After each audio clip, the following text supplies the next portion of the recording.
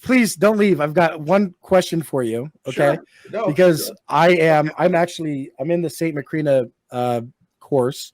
I'm trying to one day, God willing and the bishop willing, become a deacon in the church. And I am still a recovering modalist, right? I submit to the church. I believe in the Trinity, but certain questions I have pertaining to what exactly is a hypostasis. And I don't want to be rude when I say this, but the definition that Father Stephen DeYoung, Father Andrew Stephen Damick, forgive me, gives in his book, Arise, O God, to me sort of smacks of modalism, right? And if you don't mind, let me grab the book real quick. And I want to kind of get your mind, forgive me 1 second. Well, I couldn't find the book right away, but he basically says across the backdrop, he compares it to paganism, how the pharaoh was Ra, the idol was Ra, and then you had Ra, the sun god, like in heaven, right? And at any given moment, right, these are all Ra, and they're all different images. And he says that hypostasis is a concretization of this, right? And I don't see how that's a distinctive person in the sense that we understand the word person. And then especially when we look at the Trinity, how the Trinity has one mind and one will. How do three persons have one mind? How do three persons have one will? What do we mean when we say the word person? Right. The way that I've understood it is person is an approximate translation of the word persona, which is an approximate translation of the word hypostasis. So maybe the English word person isn't good to use at all. I have Oneness Pentecostal friends. We go back and forth on this. I'm like, I'm comforted in the fact that Nicene Creed doesn't use the word person. It's like, well, you can't say you can't object to the Nicene Creed. It doesn't say the word person. It doesn't say the word three. So let's deal with the Nicene Creed and what its claims are without getting caught up on things that don't matter. But I am interested, what is a good word for person, or how do we understand person biblically and things like this, or patristically? So forgive me, go ahead. Yeah. So, I mean, really, hypostasis means substance. Okay. I mean that literally. Like, hypos is like under, and stasis is stand, right? Mm-hmm. And substantia in Latin is like the same word in Latin, right? Like same preposition, same. So yeah, what Father Andrew was trying to get at, I think. So the Christian use of the word is in between two different preceding uses of the word. Okay. One of those is the one he's trying to talk about, which is the way it's used to describe pagan gods. Mm-hmm. And a better example might be, so when you're looking at stuff about background for the book of Acts, have you seen Ephesian Artemis? Great as Diana of the Ephesians? Right. Have you seen the statue, the idol? No, I've not, but I looked for it. I can find it on Google. So the idol is basically, it's a woman covered with fruit. Mm-hmm. It's like fruit. Like halo, it's a fertility kind of idea, right? Mm-hmm. Oh. Okay, I see it. Right. Yep. Now you pull up sort of your classical Greek statue of Artemis, right? Not from Asia Minor, from Greece. And it's like a woman who's a huntress, right? Okay. And that's Artemis as well? That's Artemis as well. That's actually Artemis' original recipe. Right. And so the interesting, right? Like those do not look like the same person, right? Right. Okay. Those are not, right? So on one hand, the ancient pagans did not collapse all of their gods into like there's one god and one goddess. Mm-hmm. And then all of these gods and goddesses that different people worship are all versions of those two. Or even collapse them all into one and say, like, well, this is the masculine aspect and this is the feminine aspect or something, right? Mm-hmm. Right. But they also didn't say every single one of these gods is a different being. Okay. So they had the idea that like those two Artemises were somehow the same goddess. Mm-hmm. Even if they look completely different. Yeah, but Hera is a different goddess. Okay. Right. Right. And Aphrodite is a different goddess. Mm-hmm. And they all have their own different images as well.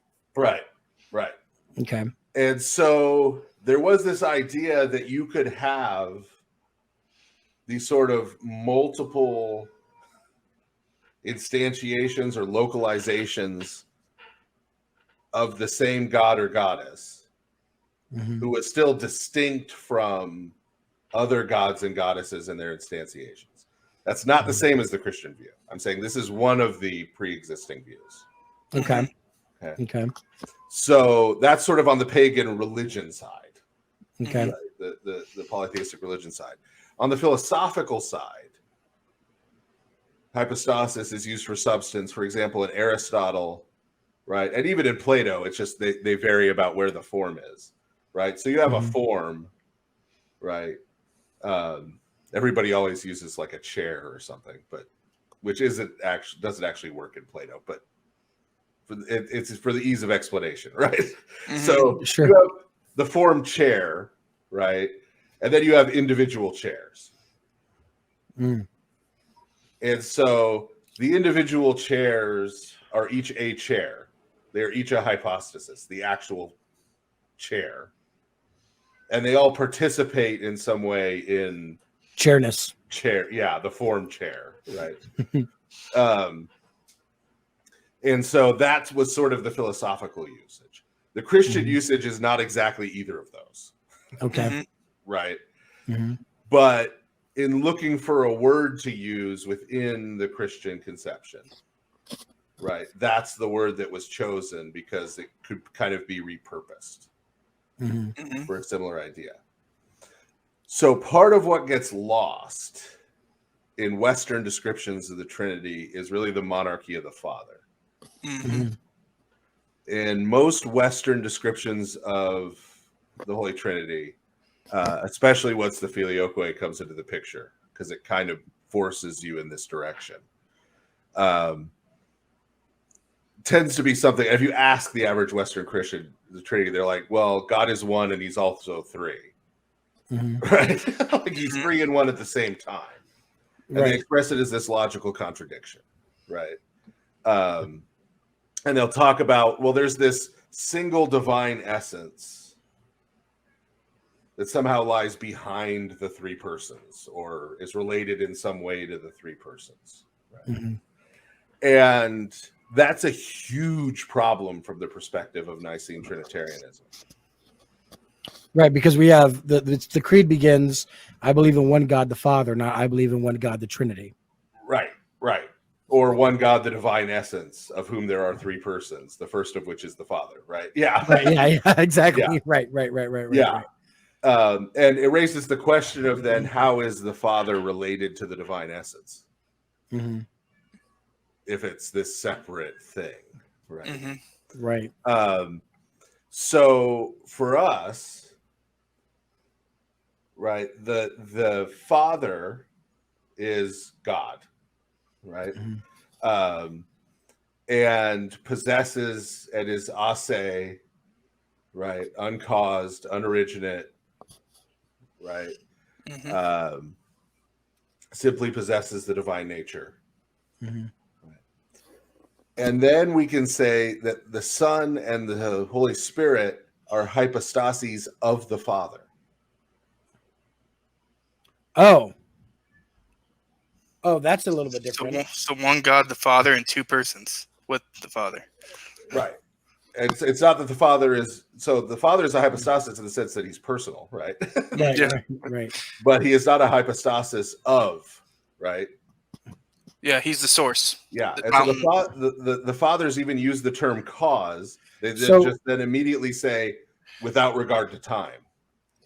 Yeah. Okay. Right? Yeah. The Son is generated from the Father. The Spirit proceeds from the Father. St. Basil the Great uses the language of image. Of course, that word image that Christ is the express image of the Father is straight out of the New Testament, right? Mhm. Right. But also uses that language for the Holy Spirit. Mhm. And the language that we now use all the time for icons, that the honor paid to the image passes to the prototype, St. Basil the Great uses about the Holy Trinity Right. to explain why we don't worship three gods. Because the honor given to the Son is given to the Father. Yeah, so there's And one worship. And that reminds me of Right. Not three different worships. Yeah. the Philippian hymn where it says, every knee will bow and every tongue will confess that Jesus Christ is Lord to the glory of God the Father. Right. Right?